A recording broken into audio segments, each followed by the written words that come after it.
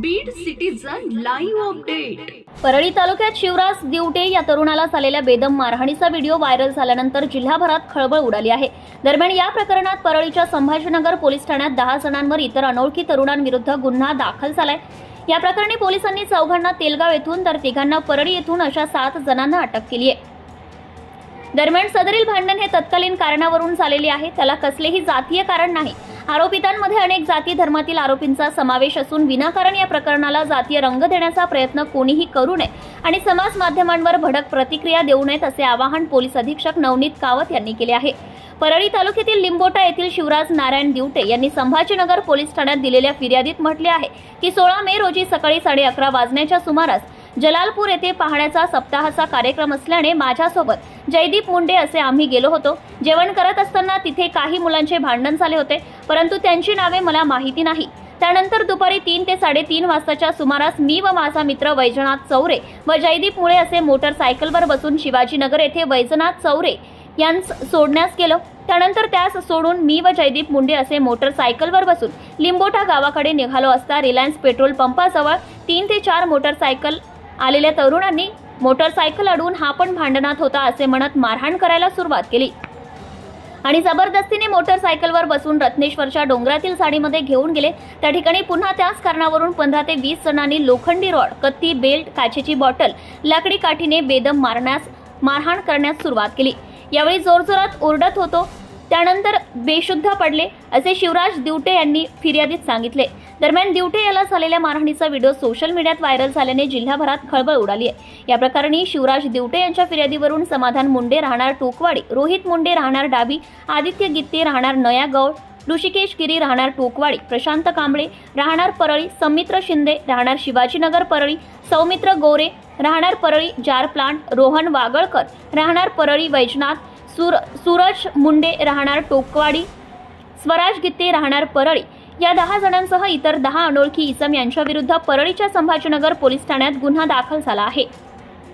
या प्रकरणातील आरोपींच्या अटकेसाठी पोलीस अधीक्षक नवनीत कावत यांनी पथके रवाना केली होती। अखेर आज पहाटे या प्रकरणातील 7 आरोपींना पोलिसांनी अटक केली असून उर्वरित आरोपींचा शोध सुरू असल्याची माहिती पोलीस प्रशासनाने दिली आहे।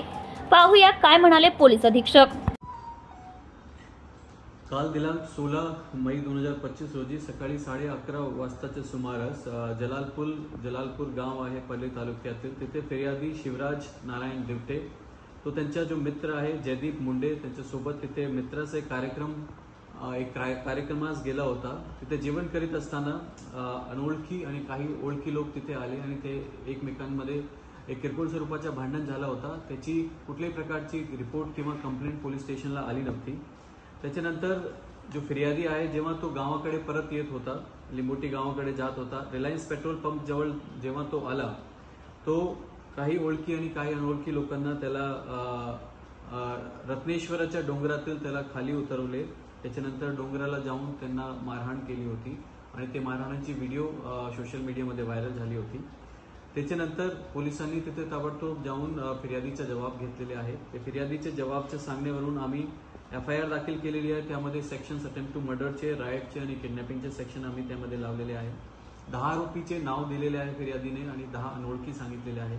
10 आरोपीपैकी 7 आरोपी आम्ही ऑलरेडी अटक केलेले आहे रात्रीच आणि त्या 7 पैकी 2 आरोपी अल्पवयीन आहे।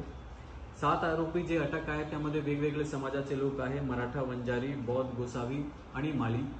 बाकीचे जे उरलेले आरोपी आहेत त्याच्या अटकची प्रोसिजर चालू आहे। बीड पोलीसतर्फे मी हेच सांगू इच्छितो की हा जो प्रकरण घडलेला आहे तो तात्कालीन कारणामुळे घडलेला आहे, त्यामध्ये कुठल्याही प्रकारचा जातीय कारण नाही। तो पोलीस प्रशासनातर्फे माझी एकच विनंती आहे, त्यामध्ये जातीय रंग देण्याचा कोणी प्रयत्न करू नये। हा जो प्रकरण आहे गंभीर आहे, त्यामध्ये पोलीस गंभीरता लक्ष देत आहे आणि त्यामध्ये कठोरात कठोर सेक्शन आम्ही ऑलरेडी लावलेले आहे आणि त्यामध्ये सखोल तपास होईल आणि आरोपींना शिक्षा भेटेल अशी आमची तजवीज आहे। धन्यवाद।